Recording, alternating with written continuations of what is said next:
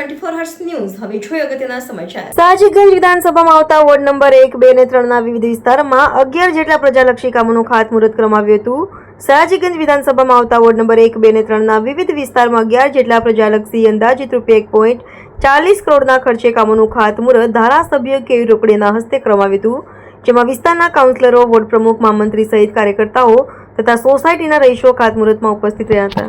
આજે સયાજીગંજ વિધાનસભામાં ward number 1, 2 અને 3 ની અંદર આશરે 11 જેટલા કામોના ખાતમુહૂર્ત 1.40 કરોડ રૂપિયાના ખર્ચે કરવામાં આવી રહ્યા છે।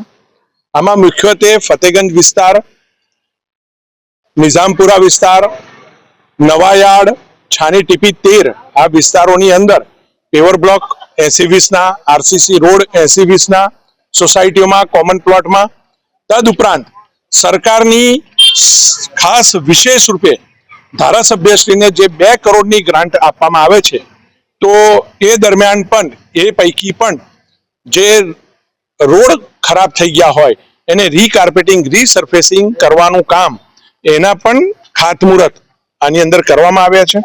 આ 1.40 કરોડના ખર્ચે આશરે 11-12 જેટલા ખાતમુહૂર્તો આજે કરવામાં આવ્યા છે।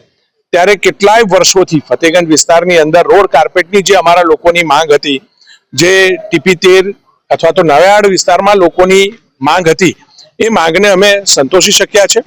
આગામી સમયમાં પણ અલગ અલગ જે લોકો દ્વારા રજૂઆતો અમને મળશે, અમારા વિસ્તારના કાઉન્સિલરો પણ ખૂબ એક્ટિવ છે, ખૂબ સક્રિય છે, એમના દ્વારા જે કોઈ રજૂઆત અમને મળશે તો એના આધાર પર સરકારમાં માનનીય મુખ્યમંત્રીશ્રીએ કહ્યું છે કે પૈસાની કોઈ ખોટ નથી, પૈસો યોગ્ય જગ્યાએ વપરાય, સારી ક્વોલિટીના રોડ, રસ્તા, પેવ્ડ બ્લોક, આરસીસી રોડ બને, એ મહત્વનું છે।